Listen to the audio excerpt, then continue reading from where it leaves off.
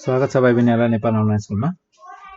हामीहरुले transformation topic सुरु गरेका थियौं र ट्रान्सफर्मेसनमा हामीहरुले इन्लार्जमेन्ट लास्ट टाइम इन्लार्जमेन्टको कुरा गरेका थियौं र इन्लार्जमेन्टमा केही सिम्पल टाइपको क्वेशन्सहरु हेर्यौं।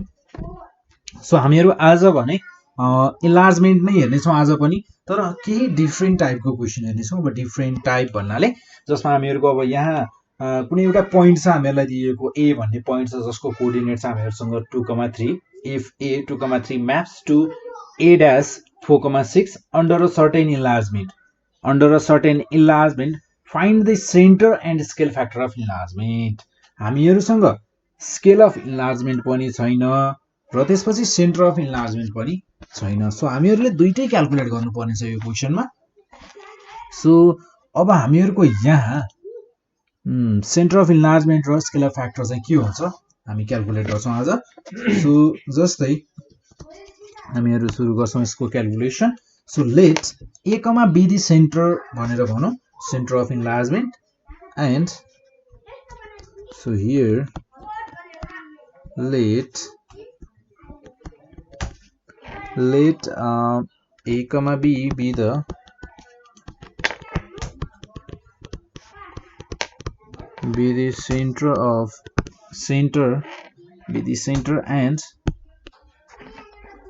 the center and k be the scale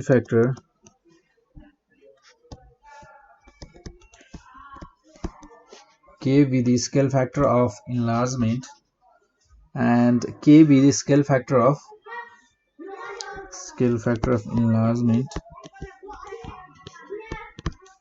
र इन्लार्जमेन्ट e भनेर भने मैले, ठीक छ। देन अब हामीहरुसँग यहाँ फर्स्ट अफ अल यदि हामीहरुको enlargement e p x, y point को लागि गर्नु पर्यो भने जसको हामीहरुसँग यहाँ सेन्टर छ a, b र स्केल फ्याक्टर भनेको के, त्यसको लागि इमेज कस्तो हुने भयो त? इमेज भनेको हामीहरुको kx minus ka then plus a, so comma ky minus kb plus b, ठीक छ। देन हामीहरुको यहाँ सो e इन्लार्जमेन्ट a भनेको हामीहरुसँग छ a को कोअर्डिनेट छ हामीहरुसँग 2,3 देन 2,3 सो a भनेको हामीहरुसँग छ 2,3 र हामीहरुको इमेज कति भनेको छ त? इमेज भनेको हामीहरुसँग छ, सो हामीहरुको इमेज भनेको हामीहरुसँग हुने भयो यसको a ड्याश भनेको kx। अब हामीहरुसँग यहाँ x चाहिँ छ है, k चाहिँ छैन तर x चाहिँ छ, a पनि छैन, ठीक छ। सो हामीहरुको यहाँ हुने भयो kx 2k minus ka plus a comma then y भनेको हामीहरुसँग छ 3k minus k पनि छैन हामीहरुसँग, b पनि छैन। सो हामीहरुको यो हुने भयो kb plus b, ठीक छ। सो हामीहरुको यो हुने भयो बट हामीहरुसँग a ड्याश को भर्टिसेस चाहिँ छ नि, फेरि इमेज जुन छ a ड्याश त्यसको भर्टिसेस चाहिँ छ हामीहरुसँग यहाँ छ, गिभन छ। सो हामीहरुसँग छ यहाँ so a dash but vertices vertex but a dash coordinate of a dash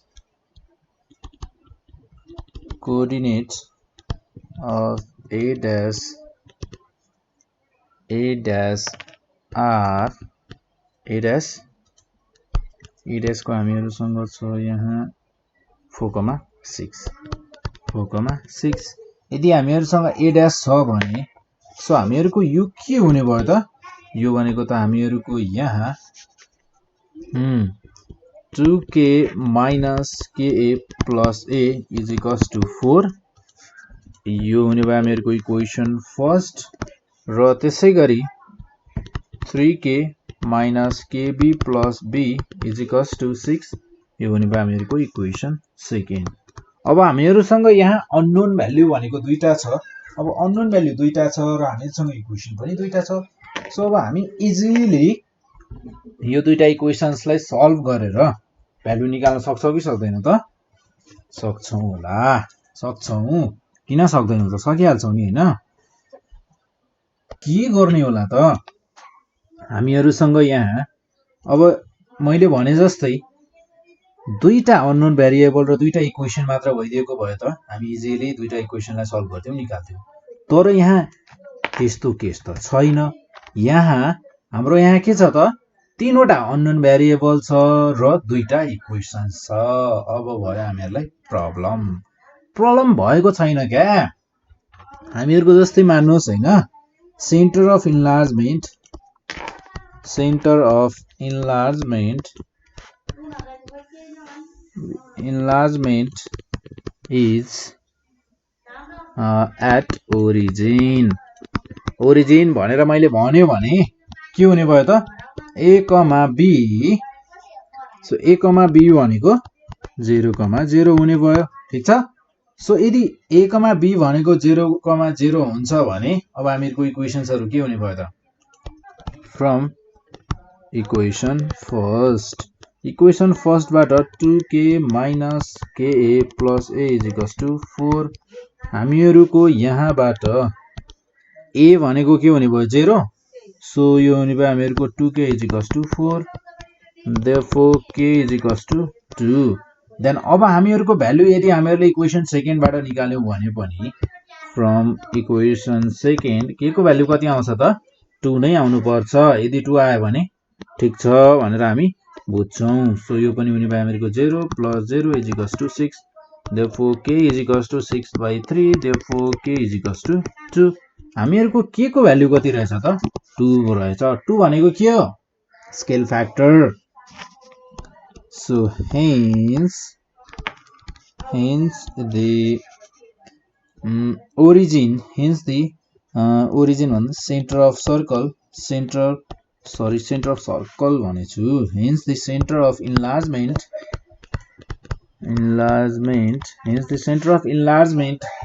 is 0,0 origin। हामीहरुले यसलाई यहाँनिर फर्स्टमै मान्दा पनि हुन्छ है। यहीँनिर के भन्न सक्छौं भने late a, b is equals to 0,0 let origin 0,0 be the center of enlargement and k be the scale factor भनेर हामीले फर्स्टमै गर्दा पनि हुन्छ है। So enlargement is 0,0 and scale factor is 2। Scale factor हामीहरुको कति छ त? 2 छ। सो यसरी हामीहरुले क्याल्कुलेट गर्न सक्छौं। गरी एउटा यस्तै टाइपको एउटा अर्को क्वेशन हेर्ने हो त। सो एउटा अर्को क्वेशन हेरौँ है, यस्तै टाइपको। सो जस्तै अब हामीहरुको यहाँ क्वेशन छ यस्तै टाइपको, तर हामीहरुलाई यहाँ चाहिँ एउटा ट्रायंगलको भर्टिसेसको कुरा गरेको छ। जस्तै क्वेशनले भनेको छ हामीहरुलाई a dash 2,1 then b dash 4,5 and c dash minus 1,4 are the vertices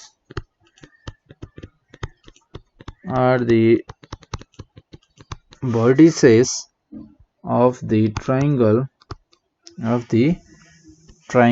a dash b dash c dash of the triangle a dash b dash c dash of triangle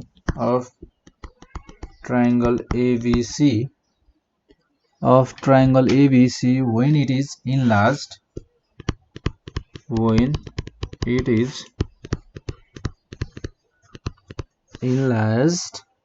with origin as the center of circle, with origin as the centre of circle origin भनेको हामीहरुको के हुने भयो त centre of circle and scale factor हामीहरुसँग छ यहाँ scale factor of 2 draw triangle ABC and triangle ABC on the same graph paper भनेर भनेको छ triangle ABC and triangle A dash B dash C dash on the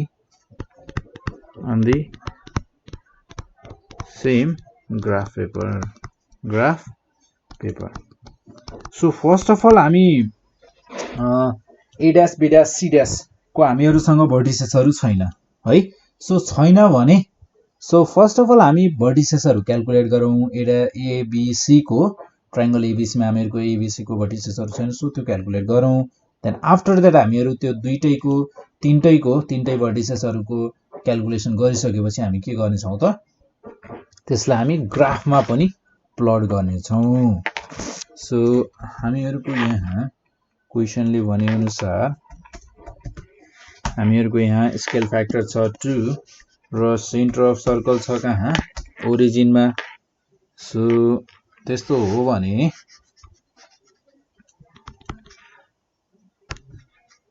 so here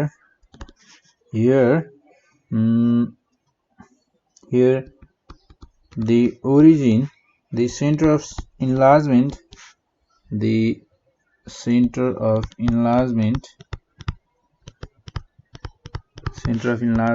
is हामीहरुसँग centre of enlargement is origin 0,0 छ है हामीहरुको centre of origin भनेको के छ त सर्कल छ र ओरिजिन भनेको हामीहरुको 0,0 छ र त्यसपछि आएर हामीहरुलाई भनिएको छ यहाँ and scale factor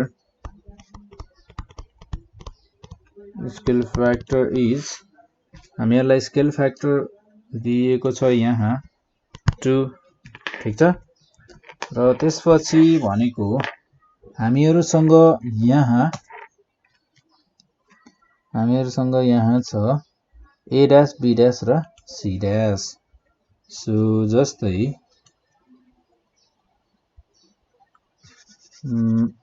then P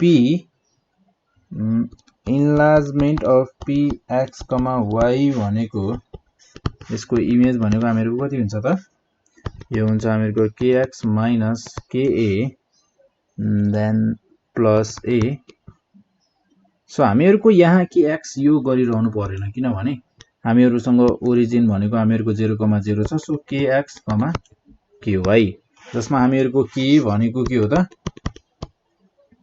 K भनेको हामीहरुको हो ओरिजिन सरी स्केल फ्याक्टर र स्केल फ्याक्टर हामीहरुसँग छ यहाँ 2 सो 4 K = 2 हामीहरुको यहाँ A x1, y1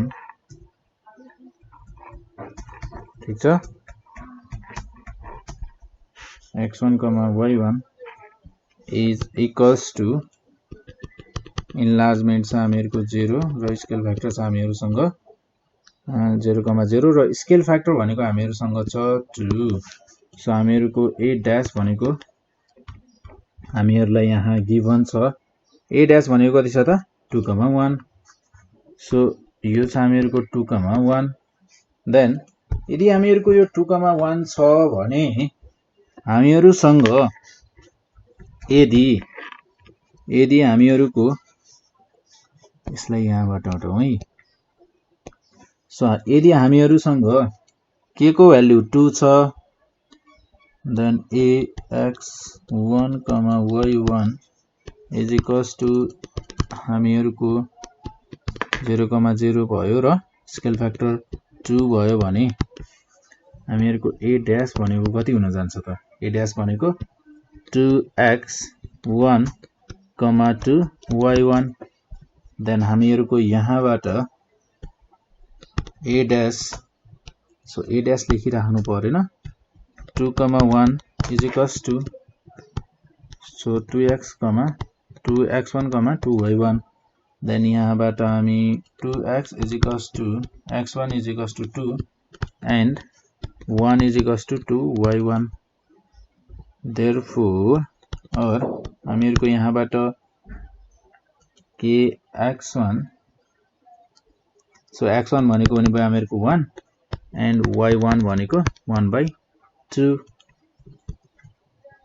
र त्यसैगरी हामीहरुसँग b भनेको छ x2, y2 ठीक छ। देन हामीहरुको b ड्याश भनेको हामीहरुसँग गिवन छ हामीहरुलाई 4,5 सो हामीहरुको यहाँ b ड्याश भनेको हामीहरुसँग छ 4,5 को यहाँ के b भनेको bx2, y2 जहाँ हामीहरुको इन्लार्जमेन्ट भएको छ ओरिजिन यानी कि ओरिजिन हामीहरुको छ 0,0 र स्केल फ्याक्टर छ हामीहरुसँग 2 सो हामीहरुको यहाँ b ड्याश भनेको छ 2x1 sorry x2, 2 y2 so हामीहरुको यहाँ 4,5 is equals to 2x2, 2 y2 then 4 is equals to 2x2 and 5 is equals to 2y2 therefore x2 भनेको हामीहरुको हुने भयो 2 4 divided by 2 2 then त्यसैगरी y2 भनेको 5/2 सो हामीहरुको यहाँ छ लास्ट को भर्टेक्स र भर्टेक्स छ हामीहरुको c भनेको हामीहरुको x3, y3 बनेको छ हामीहरुको c ड्याश र c ड्याश भनेको हामीहरुलाई गिवन छ यहाँ -1, 4 so cx3, y3 under enlargement about center about origin and scale factor 2 भनिसकेपछि हामीहरुको c ड्याश भनेको हुने भयो 2x3, 2y3 सो हामीहरुको यो हुने भयो 2x3 is equals to so 2x3 is equals to -1 x3 भनेको -1/2 and 2y3 is equals to 4 therefore y3 is equals to 4 divided by 2 भनेको 2 so हामीहरुले तीनटै points निकालिसकेका छौं here the coordinates of